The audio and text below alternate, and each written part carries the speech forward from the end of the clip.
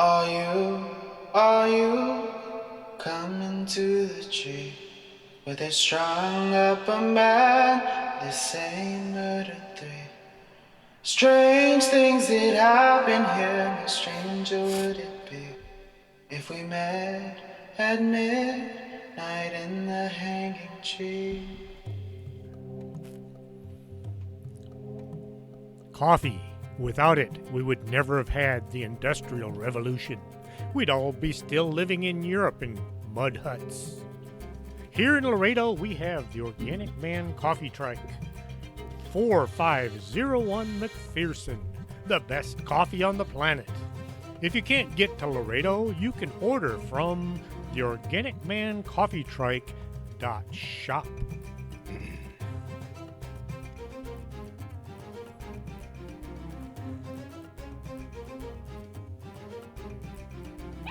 And welcome to the show. I'm your host, Chris James. Hopefully my voice won't sound too bad. I've been suffering from a cold all week, which is great. You know, here we are, the holidays, and not really enjoying them. Haven't done all the baking I would normally do, but hey, that's life. So, if you hear a lot of this, that's simply me either coughing or sneezing, and I figure it's always a bad idea to do that into the microphone.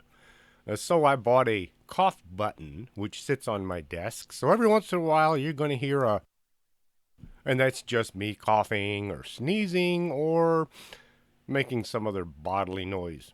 So, tonight's show was suggested by David Subith. He had contacted me right after last week's show. He asked if I ever did a show on the Operation High Jump. I told him I'd mentioned it in a show, Nazis in the Antarctic, but only as a small part. I told him I'd try doing an entire show about this post-World War II battle. May 1945, Germany surrendered to the Allies. Only the German military, and not the Nazis. They all either committed suicide or ran for South America, and parts unknown.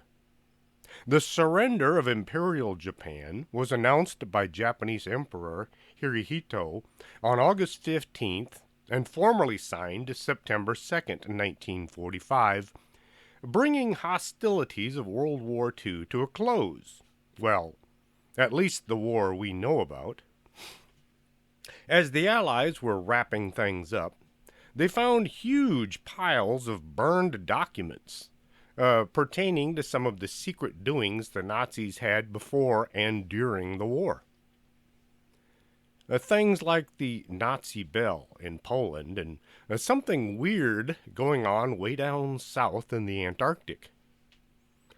Troops had been sent to investigate Owl Mountain in Poland, but they had to be quick about it since the Soviets had claimed Poland as their own. The Allied forces got in and discovered a huge, highly secure complex that extended far underground. They only had a short time to look around. Even though the Soviets were our allies, they had a nasty habit of shooting anybody not in their uniform. And sometimes they even shot people in their uniform. The Soviets weren't really our allies. They were simply enemies of the Nazis. You know, that whole, the enemy of my enemies is my ally? Well, that's not really a good stance to take. Yes, it wins wars, but it also develops some really bad associations. That weird story about the Antarctic was something the U.S. could study at their leisure. The Soviet Union's Ministry of Sea Transport was responsible for the administration, logistics, and supply of any expeditions on the water. The first Soviet contact with Antarctica was in January 1947, when the Slava whaling flotilla began whaling in Antarctic waters. In 1946, Admiral Byrd led 4,000 military troops from the U.S., Britain, and Australia in what would amount to an invasion of Antarctica, called Operation High Jump. at least one follow-up expedition after that. Moving several thousand troops and all their equipment isn't cheap. Moving 3 battle groups is expensive. We're talking fuel, maintenance, extra parts for repair, food, clothing, lots of stuff that would be needed for this extended mission. December 2nd, 1946, the icebreaker Northwind, the catapult ship Pine Island, destroyers Brownson and Henderson, aircraft carrier Philippine Sea, the U.S. submarine Senate, and 2 support vessels, Yankee and Merrick, as well as 2 tankers, Knisted and Capricorn, along with a float ship called Currituck, just to name a few. Along with all the sailors, marines, and officers set sail from Virginia en route to Antarctica on a scientific expedition. There were no scientific vessels, no list of any scientists among the crew. It was also said the fleet was going to set up a base on the Antarctic continent. The British and Australians and Canadian military were amongst the crew, as still no scientists.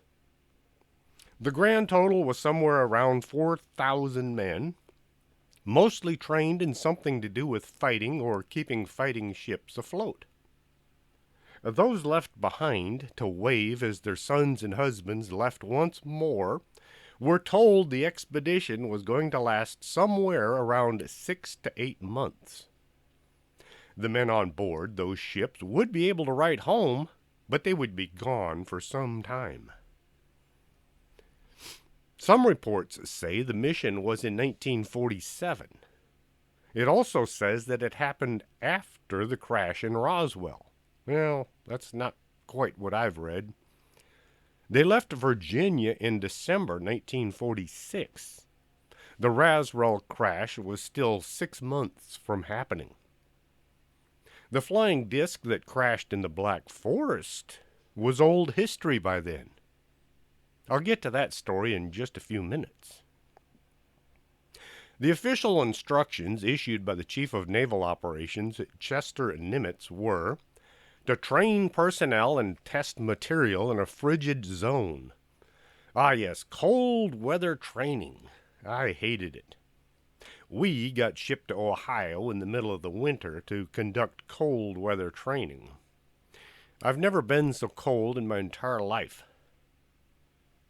Operation High Jump was also to consolidate and extend American sovereignty over the largest practical area of the Antarctic continent, to determine the feasibility of establishing and maintaining bases in the Antarctic, and to investigate possible base sites, to develop techniques for establishing and maintaining air bases on the ice, with particular attention to the later applicability of such techniques to Greenland, and to amplify existing knowledge of hydrographic, geographic, geological, meteorological, and electromagnetic conditions in this area. That's an awful lot of big words. That was the official story from Washington. Many in the press suspected the Navy was down there looking for coal and mineral deposits that would be quite valuable during the upcoming Cold War with the Soviets. Little other information was released to the media about the mission, although most journalists were suspicious of its true purpose given the huge amount of military hardware involved. The unofficial story was they wanted to track down the Nazis who had escaped Europe and had taken all their secret weapon technology with them. At the end of World War II, the Allies had found tons of documents the Nazis had either failed to destroy or felt were not in need of being burned. Things like pay sheets and enlistment dates, unit distribution, and names of men assigned to various duties. as long as it didn't involve the SS who ran the death camps or those units involved in stealing valuables from all over Europe. As the men able to read German went through boxes of files, they began noticing there were an awful lot of men missing. During any war, there will be missing people. Some who were killed in faraway countries and nobody wrote down their demise.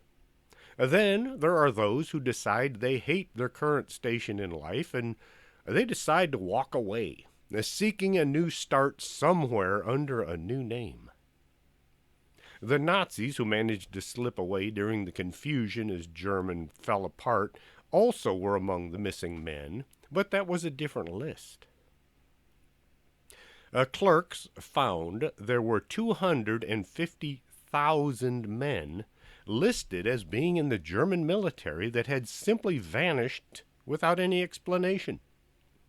These men were not listed as having been on the Eastern Front. There were a lot of missing men as the Soviets stormed west. The German army fell apart fast and nobody bothered to write down any of the details. This wasn't what these men were seeing. The submariners who were on the U-boats destroyed were missing, but the naval records listed these men as serving on board the boats that never returned. 785 U-boats never came home. Each boat held between 25 to 57 men. Some of them were lucky enough to be saved by the Allied ships that sunk them. Others are still sitting inside their steel coffins somewhere on the bottom of the oceans. April 4th, 1944, U-859 set sail at 4 o'clock in the morning on a mission carrying 67 men and 33 tons of mercury, sealed in glass bottles which were inside tin crates. The submarine was sunk September 23rd by a British submarine, HMS Trenchant, in the Straits of Malacca. This was the first and only time a submarine sunk another submarine using torpedoes while submerged. 47 of the crew died, 20 survived. And nobody bothered questioning the crew on why they were transporting mercury. I'll bet the subject never even came up. Mercury isn't a valuable commodity you can walk into a foreign country and buy yourself citizenship with. It's messy and very heavy. You can use mercury to extract gold from ore, and you use mercury to build ancient flying machines. The Vimanas from India were supposed to be powered by spinning mercury in one direction and sending electromagnetic energy in the opposite direction. Why and where was a U-boat full of mercury heading? Probably Base 211. Still others might have simply sailed into some unknown port in some out-of-the-way location in, say, the Antarctic continent. 250,000 German soldiers and sailors that were not listed as serving in any dangerous locations where they might have been killed. The Nazis burned as many records as they could. There were all the crimes committed as they took over most of Europe and parts of Africa, as well as secret projects they didn't want anyone to know about. Secret weapons they thought would help them win the war, even as the Allies were advancing on Berlin. One thing the Nazis, as well as the German army, was very good at was keeping records. They wrote down everything. As they were fleeing ahead of the Allied advance, the officers would tell some subordinate to destroy everything in the building. Once you're done, you can run away back home. There you are, piling papers and books into the courtyard and setting things on fire. The enemy is coming. You can stay and see to it everything is properly put to the flames, or you can drop what you're doing and make for home. A lot of secret paperwork was found as the Allies moved in, and they found some strange things. In 1936, a flying disc had crashed in the Black Forest. The Nazis rushed in and took the craft and its occupants away. They told the civilians in the area, "Nothing to see here, no crashed flying craft. It was just a weather balloon." Oh, well, that's the wrong crash. The idea of UFO cover-up wasn't invented by the U.S. Air Force. The scientific study of the flying disc was named Operation Hanube. Hanube were a race of people also known as the North People. They were supposed to be like the Vikings, only much smarter and fiercer. The German scientists got busy taking the craft apart and trying to rebuild what they were seeing. As for the occupants of the craft, they might have been taken apart as well by some of the Nazi doctors.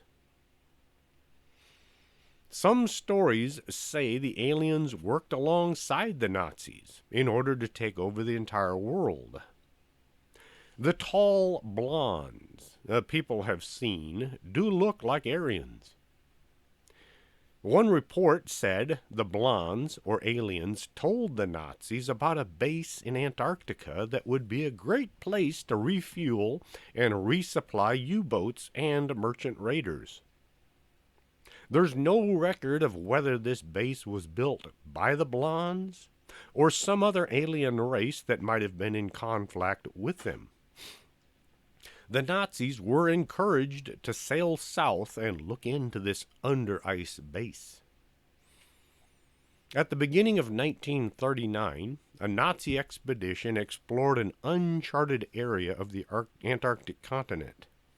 The Schwabenland, along with a fleet of other ships, was sent south along with military units for scientific research.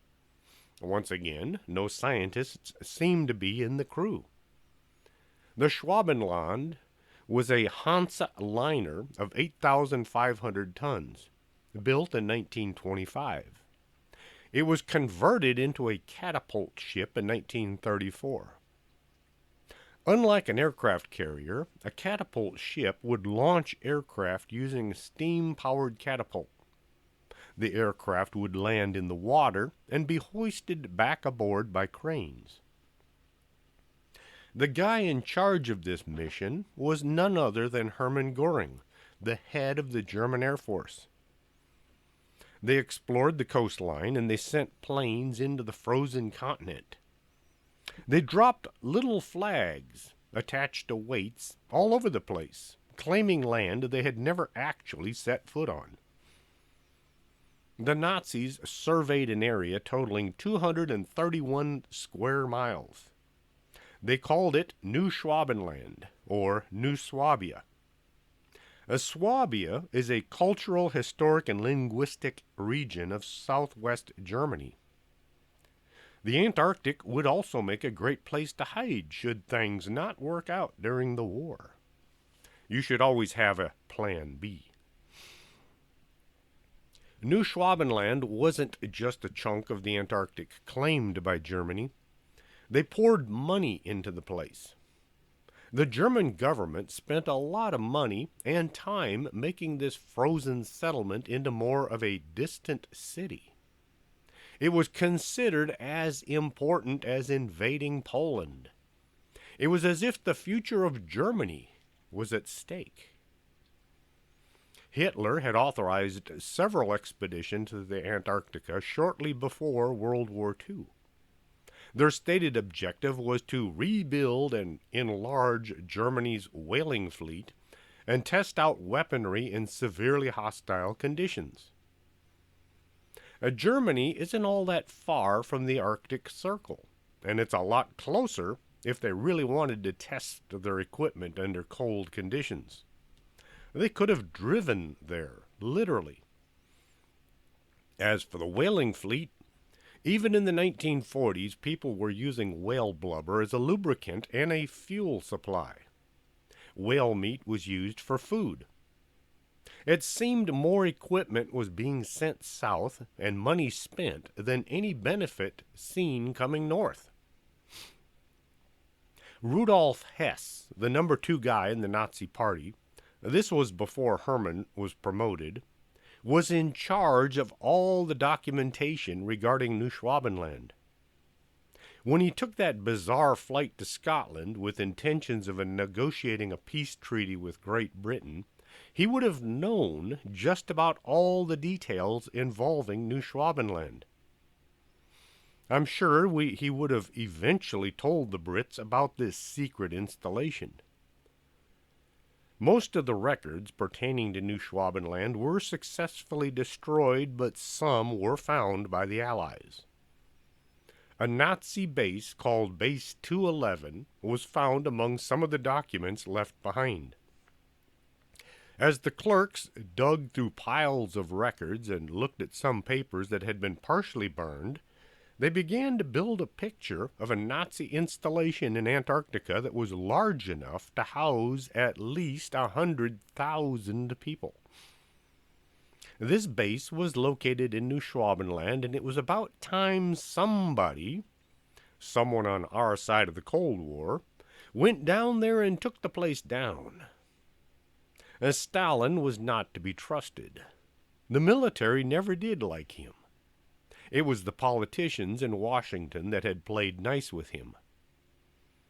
George Patton wanted to round up all the German soldiers and use them to push the Soviets back into the heart of Russia. This may have led to his untimely and unexplained death. Hans Ulrich Rudel of the German Luftwaffe was being groomed by Hitler to be his successor. It is known that Rudel made frequent trips to Tierra del Fuego at the tip of South America, nearest Antarctica. One of Martin Bormann's last messages from the bunker in Berlin to Dönitz also mentioned Tierra del Fuego. December 1946, the United States Navy set out to find and either destroy or capture Base 211. When Admiral Dönitz had sent out word to all military units of Germany to surrender, a lot of Kriegsmarine ships and U-boats kept functioning as if the war were still on. If you listened to last week's show, Adolf 1946, I told why I thought Admiral Dönitz was made Hitler's successor. He was in charge of the Navy, and he could decide which ships and U-boats could keep functioning long after the war was supposed to be over. Those 785 missing U-boats didn't all sink. U-530 and U-977 surrendered to the Argentine Navy at Mar del Plata in early July and August of 1945. Months after the end of the war. U-1238 was scuttled by her crew in the waters of San Matias Gulf off northern Patagonia. What were those U-boats doing months after the German Navy supposedly surrendered? An unidentified German U-boat stopped an Icelandic whaler named Juliana in the Arctic waters in 1947. Oh, sorry, that was the Antarctic waters, 1947. And they insisted that the captain named Hekla sell the U-boat crew supplies from their available stores. In exchange for the supplies, which had been paid for in U.S. dollars, along with a $10 bonus to each member of Juliana's crew. The U-boat commander told the whaler where a large school of whales were to be found. Hekla and his crew later found the whales in the exact position claimed by the U-boat commander. This U-boat sailed away and was never seen or heard of again. Where did it go and why? As for paying with U.S. dollars, Germany was renowned for counterfeiting other countries' money. The U-boat may have had suitcases full of money that was actually no good. They might have bought the supplies since the war was over, and it would have been piracy if they had forced the whaler to give them anything. By kind of buying it, they could avoid any future legal problems if they wound up back home. Towards the end of the war, 10 U-boats were loaded and made ready for fleeing Germany with a bunch of scientists and a few SS officers and some Navy officers. These were all Type 21 and Type 23 U-boats. These U-boats were equipped with a snorkel device that would allow them to sail all the way to the Antarctica without ever having to surface. A U-boat could only operate underwater for so long before having to surface to recharge their batteries and take on fresh air. Using the snorkel, the U-boats could run their diesel engines while submerged and take on fresh air at the same time. The only time they would have to surface would be when the trip was finished or they needed to take on food. The fleeing scientists all had some connection to Operation Hanube and the crashed flying disc. I got to see the inside of U-505 in the Chicago Museum. It was cramped, to say the least. Stuffing a bunch of scientists and their luggage, along with equipment, would seem like a nightmare. First, they wouldn't have needed torpedoes. These missions were escape, not attack. Torpedoes took up a lot of room. The crew's bunks were on top of and sometimes under the torpedoes. Second, had these folks not stuffed themselves into less than comfortable conditions, they faced possible execution for war crimes, or at least years in prison for some of the nasty things they did in the name of science. Third, the Type 22 U-boat was used specifically to haul supplies. A vast majority of the cargo would be placed outside the pressure hull in what's called wet storage. Inside the pressure hull, there was only storage space for 50 tons of cargo. Few Type 20 were built, but they tended to stay afloat since they didn't try attacking anyone. After the war, Argentina suddenly had a submarine fleet. Their boats looked an awful lot like German U-boats, and many said that their crews all spoke German. Flying the Argentinian flag, these boats would be safe just about anywhere on Earth. They could sail from, say, Spain, all the way to their home ports in Argentina, transporting anything and anyone, like maybe Addie Lupus. Okay, one or two of you might have missed last week's show. Addie Lupus was an alias used by Adolf Hitler while he was living in Spain in 1946 and 47. Once the records of the Kriegsmarines were examined in more detail, it was discovered that over 40 U-boats are still unaccounted for even today. There's one report that says one of the passengers transported first to Argentina and then to Base 211 was a tall, blonde-haired alien. And there might have been more than one. 15 months after the war's end, Operation High Jump, a task force of over 40 ships, including the flagship Mount Olympus, set sail.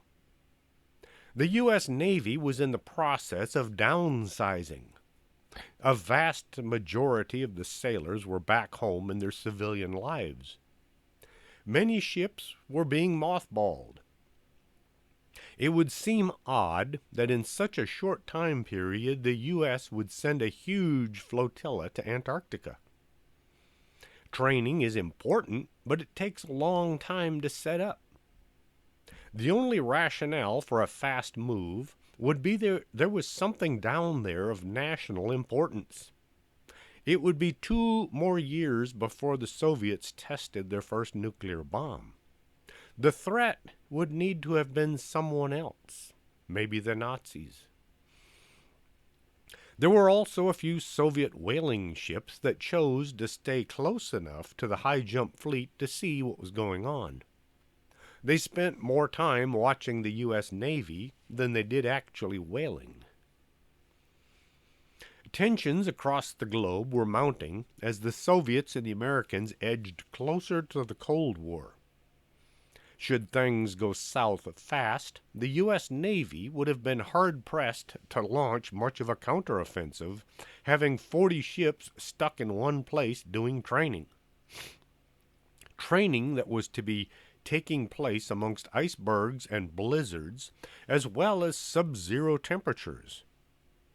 High jump was kicked off after only a few weeks of consideration at the front office.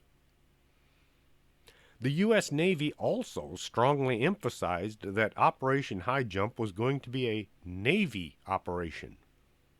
Admiral Ramsey preliminary orders of August 26, 1946 stated, "The Chief of Naval Operations only will deal with other government agencies and that no diplomatic negotiations are required. No foreign observers will be accepted." Not exactly an invitation to scrutinize or even watch what the U.S. government was doing in Antarctica. The expedition was being filmed by the Navy, and eventually they did take the video to Hollywood. Well, it wasn't video yet, it was film tape. They took it to Hollywood to be made into a commercial film called The Secret Land. It was narrated by Hollywood actor Robert Montgomery, who was the father of the bewitched star Elizabeth Montgomery. He was a member of the Naval Reserves. There were 3 divisions of Operation High Jump. One land group that had tractors, explosives, plenty of equipment to refurbish what was called Little America. These would have been the Seabees from the Navy, and make an airstrip to land 6 R-4Ds and 2 seaplane groups. The R-4Ds were fitted with jet assist takeoff rockets. These are the same type of rockets designed by Jack Parsons of the JPL Labs, the guy that used to perform satanic rituals before each and every test. The JATO was an external rocket that would help propel an aircraft down the runway and get it up to takeoff speed in a short period of time. Good for launching from short runways. The aircraft were fitted with skis so they could land in the snow and the ice should the need arise for them to land anywhere away from the airstrip being built. A command center was set up on the Bay of Whales. Tents and portable buildings were to be used by the staff in order to maintain operations. Admiral Byrd was on board the first aircraft launched from the Philippine Sea on January 29, 1947. The plane was too big for regular aircraft carrier, so it was equipped with the JATOs. The plane was also equipped with magnetometers in order to show anomalies in the Earth's magnetism, such as if there was a hollow place under the surface of the ice or the ground. The plane had a camera mounted underneath taking high-definition photos of the ice below. They were looking for something in or under the ice. At the end of January 1947, a PBM piloted by Lieutenant Commander David Bunger flew from his ship, the Currituck, and headed towards the continent's Queen Mary Coast. On reaching land, Bunger flew west for a time, and then he came up over a featureless white horizon, where he saw a dark, bare area, which Bunger later described as a land of blue and green lakes, brown hills, in an otherwise limitless expanse of ice. Bunger and his men carefully reconnoitered the area before racing back to the Currituck with news of their find. The oasis they had discovered covered an area of some 300 square miles of the continent and contained 3 large open-water lakes, along with a number of smaller lakes. These lakes were separated by masses of barren reddish-brown rocks, possibly indicating the presence of iron ore.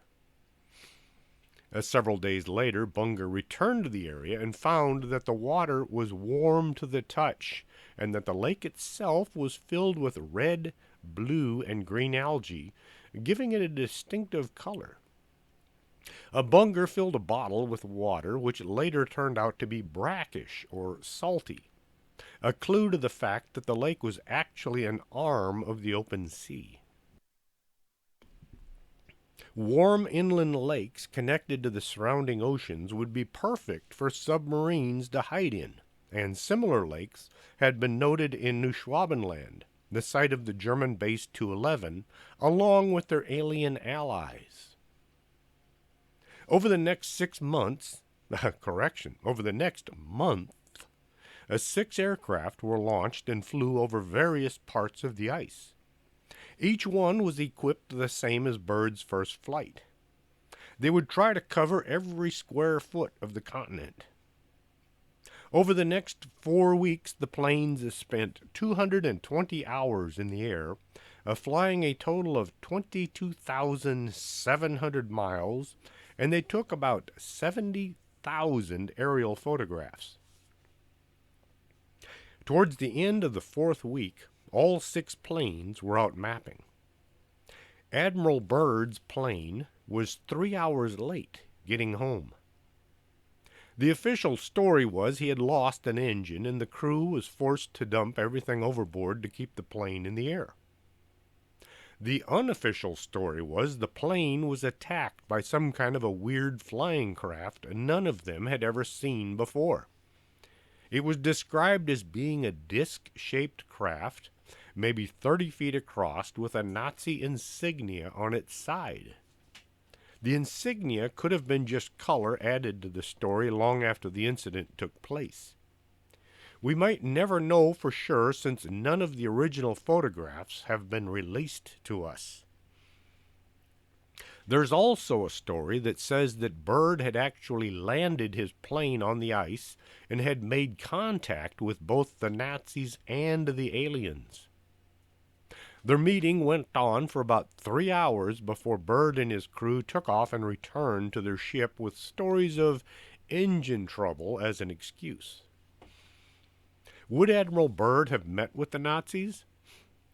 The war was over, but the Nazis had never surrendered. If Byrd were under orders to try contacting these escapees to attempt convincing them it was time to give up, return to Germany and face the music, he would have followed his orders. More than likely he'd spotted some men standing on the ground, men who weren't expecting to see a plane flying overhead. The plane wasn't carrying any weapons, so they may have stood by and allowed him and his men to land to see what was to come of it. I wonder what he and his crew thought when they encountered the tall, blonde aliens. However the encounter went, it didn't bring about the immediate surrender of the Nazi war criminals or the two sides sharing any technology. The report does say there were flying discs seen at the meeting, and some had Nazi markings on them. Yes, you can find all kinds of images claiming to be from the operation. They're either photoshopped or hand-drawn. After Byrd's plane was attacked or had landed, there were more encounters with bizarre flying craft. A second plane failed to return. The wreckage was eventually found. All 4 crewmen were dead. Then 2 helicopters crashed under mysterious circumstances. The crews did survive, and they had some bizarre stories to tell. They said they had been attacked by flying discs. There's no record on what happened on the Bay of Whales command center, but the men there had to be rescued by the icebreaker February 22nd, 1947. They pretty much abandoned everything, leaving with only their lives. There's some reports that say they didn't all make it out. By March 4th, most of the Navy and Marine personnel had been removed from the ice and any islands near the coast. The mission Operation High Jump, which was slated to last 6 to 8 months, was ended after only 6 weeks.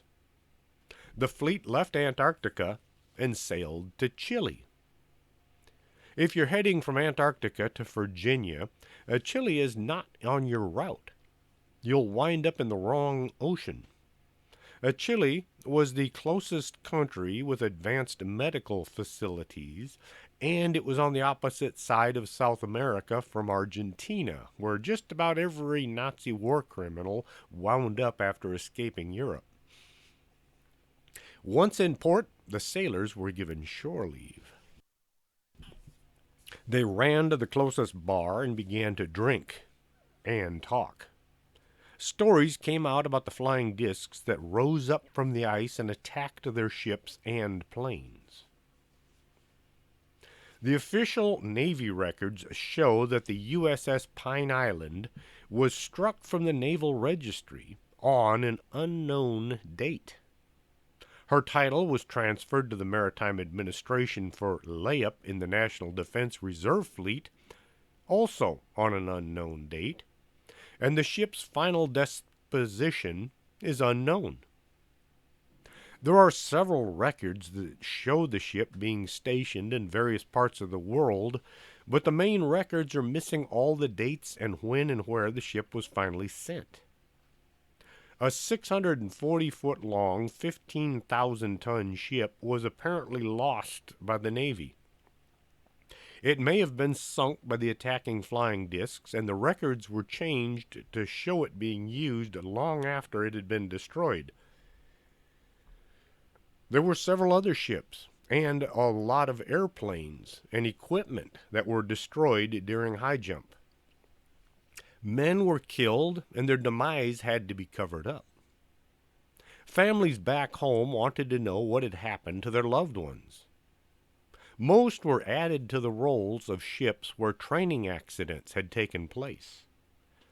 Numbers were moved around until it looked like all those who had lost their lives fighting the Nazis in Antarctica had died by accident. Emma's having issues under my desk. I guess Mark tried to take her toy. March 5th, 1947, El Mercurio newspaper in Santiago, Chile, had a headline article on board the Mount Olympus on the high seas, which quoted Byrd in an interview with Lee Van Atta. Admiral Byrd declared today that it was imperative for the United States to initiate immediate defense measures against hostile regions. Furthermore, Byrd stated that he didn't want to frighten anyone unduly, but that it was a bitter reality that in case of a new war, the continental United States would be attacked by flying objects which could fly from pole to pole at incredible speeds. As soon as the fleet was back in Virginia, all the data collected by the men was classified top secret. This would make anybody wonder what they had seen and recorded that could be construed as needing to be kept from the citizens of the country that paid for the trip. Let's see, they found ice and snow and something we don't need to know about. Admiral Byrd began telling the press some of the things he'd seen while running Operation High Jump. He spoke of objects that could fly from pole to pole at incredible speed that were based in Antarctica. Quickly, orders came for him to keep his mouth shut. As long as he was in the Navy, he was the kind of man who would follow orders. He was eventually hospitalized and he was not allowed to hold any more press conferences. Byrd pretty much vanished from the public until news came of his upcoming assignment. March 1955, he was placed in charge of Operation Deep Freeze, which was part of an international geophysical year, 1957 to 58, exploration of the Antarctic. The Navy went to the Antarctic once more to establish permanent bases, one at McMurdo Sound and another at the Bay of Whales. Byrd returned home and died. The official story is he had a heart condition, and this was what brought him down. Many folks believe he was silenced by those who feared he might spill the beans about what was actually going on way down south. James Forrestal became Secretary of the Navy on May 19, 1944. In 1947, President Harry S. Truman appointed him the first United States Secretary of Defense. Before that, he would have been the Secretary of War, but people wanted to get away from those nasty words, like war and death and destruction. Newspeak, like in that book, 1984. Anyway, Operation Majestic 12 was established by Special Classified Presidential Order September 24, 1947, at the recommendation of Secretary of Defense James Forrestal. He began to question the need for so many closely guarded secrets. Forrestal wanted the citizens of the United States to have access to many of the reports of things like UFOs and Nazis in Antarctica. Forrestal thought that the families should know what happened to their loved ones during Operation High Jump. April 2, 1949, James Forrestal was admitted, or more than likely he was committed, to Bethesda Hospital in the psych ward. He was kept in isolation, not even being allowed to see his own wife. James Forrestal's brother Henry marched into the hospital demanding that Forrestal be released into his care. If somebody on the inside wanted Forrestal dead, then allowing Henry Forrestal to take his brother home would have been disastrous. The night before he was to be released, his usual nurse was reassigned to another hospital. His security guard was sent away. Then Forrestal supposedly jumped out the window. The investigation said there was nothing to see here. It was definitely a suicide. The wall around the window he jumped from showed scuff marks as if someone was fighting for their life. All the nurses and doctors who had seen him said he was making very good improvements, and he looked happy to be getting out of the hospital. It looks very much like somebody, probably several men, helped him out the window. American writer Reinhold Schmidt, whose father was born in Germany, tells in his book Incident at Kearney that he was taken on board a flying saucer on several occasions. Schmidt stated that the crew spoke German and acted like German soldiers.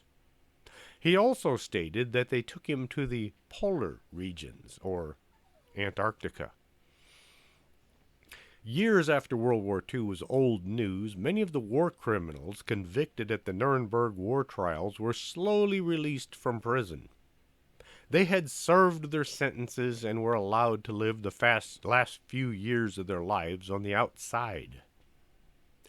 Rudolph Hess was kept in prison. He was the only prisoner still in Spandau prison. He was found dead on August 17th, 1987, in the summer house in the prison garden. Officially, it was ruled a suicide. Medical records, however, suggest that he was far too infirm to have hung himself, and his nurse that day had concurred. The nurse also attested that unknown men in U.S. Army uniforms were present at the scene. Hess had all the files regarding Base 211. He knew what was down there and what the Nazis were doing. Once in custody of the British, Hess was isolated from everybody until his trial.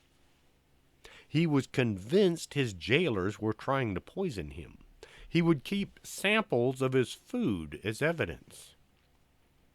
If somebody in power was going to kill Forrestal and Byrd to keep them from telling what they knew, killing Hess would have been just one more death in the name of security.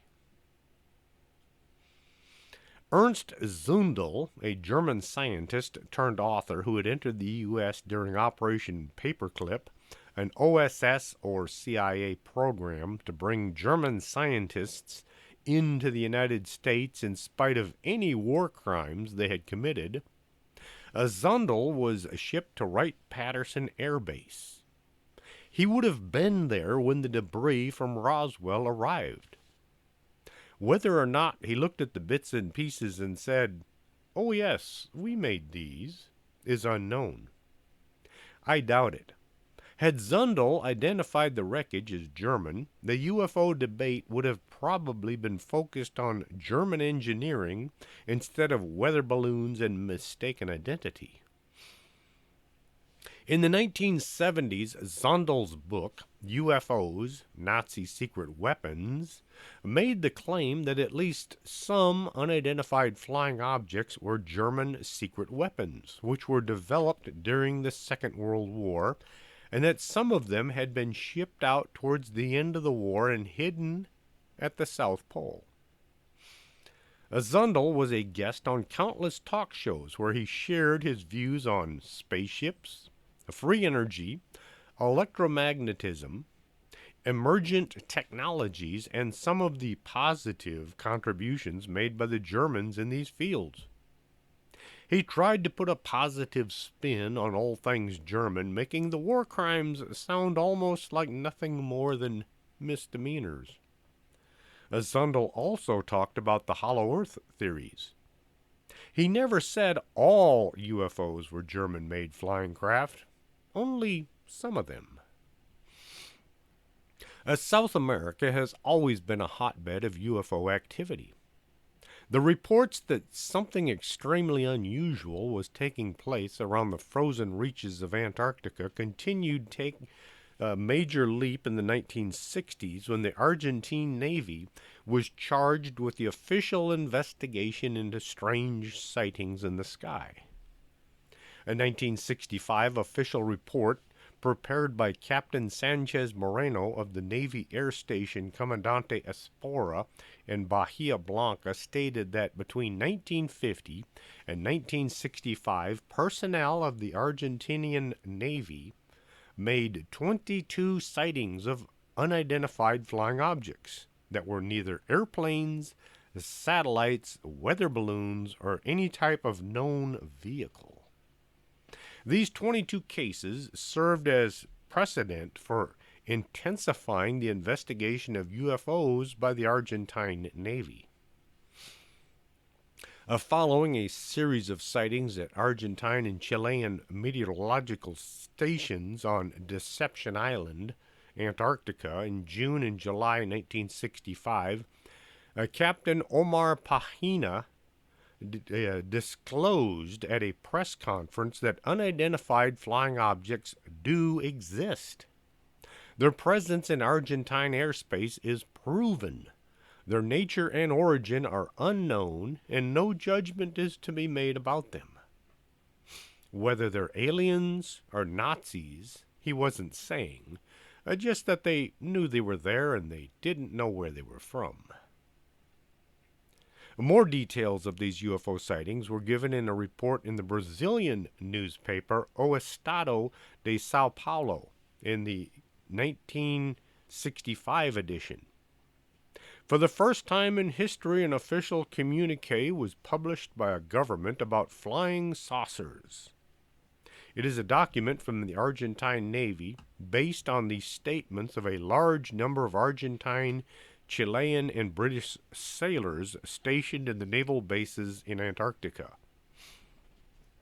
March 1950, Commodore Augusto Vars Orrego of the Chilean Navy shot several photographs and 8mm movie footage of a very large cigar-shaped flying object that hovered over and maneuvered about in the frigid skies above the Chilean Antarctic. Orrego stated, during the bright Antarctic night, we saw flying saucers, one above the other, turning at tremendous speed. We have photographs to prove what we saw. In January 1956, another major unidentified flying object event was witnessed by a group of Chilean scientists who had been flown by helicopter to Robertson's Island in the Weddell Sea to study geology, fauna, and other features. The experience was the subject of a large article entitled "A Cigar-Shaped UFO Over Antarctica." Many scientists and military personnel were making reports of seeing these unidentified flying objects coming from Antarctica. Many people speculated that these things were actually coming from a base under the ice. Now, which base do we know of that was under the ice? 211, perhaps? While on board the U.S. Navy icebreaker Glacier, Vilela,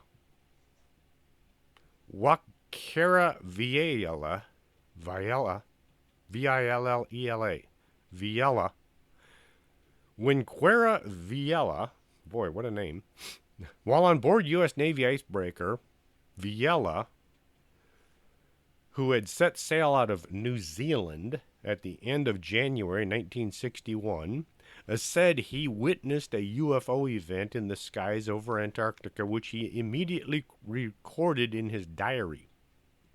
He interviewed all of the other witnesses who saw things and put down what they saw, how they felt about what they'd seen, and all the other pertinent details. Everybody pretty much suspected that all of these UFOs that they were seeing were coming up from the ice. The U.S. Navy, of course, officially says that there are no UFOs in Antarctica. They will write them off as being meteorites, weather balloons, misidentification, and a lot of other things. This is a knee-jerk reaction to any and all sightings that aren't readily explainable as being aircraft. The stories of Nazis and aliens occupying a secret base in Antarctica are many. A lot of them are confusing, to say the least. Dates have been jumbled together. The names are hard to track down. The government is not going to help. They have this thing about the truth and who should know it. Most of my shows are limited in information. Operation High Jump had so many stories and so much information it was hard to sort out what might be true and what was just smoke. It was kind of like the Kennedy assassination. It's not for a lack of evidence. There's too much evidence of what happened. For some unknown reason, most governments decided to no longer pursue reports of Nazi war criminals unless the subject was being too open and there became a public outcry. Suddenly, these mass murderers were seen as just old men who should be allowed to live their lives out undisturbed. The thousands of old men and women walked to their deaths due to these same old men when they were a lot younger. Did somebody cut a deal with the remaining Nazis, allowing them to continue uninhibited experimenting on alien technology so that other governments might gain some benefit from ignoring past crimes? As for who won the space race, our Nazi scientists beat the Soviet Nazi scientists to the moon. Was it really worth it to allow hundreds of war criminals to walk free so that governments could gain a leg up on each other? When technology becomes more valuable than human lives, we tend to lose our humanity. I hope you managed to follow all the twists and turns of tonight's show. I'll try to be less dynamic next week. And hopefully by next week this sinus condition will have cleared up and I'll stop sneezing and coughing every 2 seconds. It was a real trip trying to put this show together since I could only see out of one eye for half the time, but, well, that's life. Like a friend of mine, Doyle, who used to own a bike shop here in town, would say, be happy you're still alive. Until next Saturday, this is Chris James for Strange Things. Are you coming to the tree where they strung up a man? They say murder 3. Strange things that happen here, no stranger would it be if we met at midnight in the hanging tree.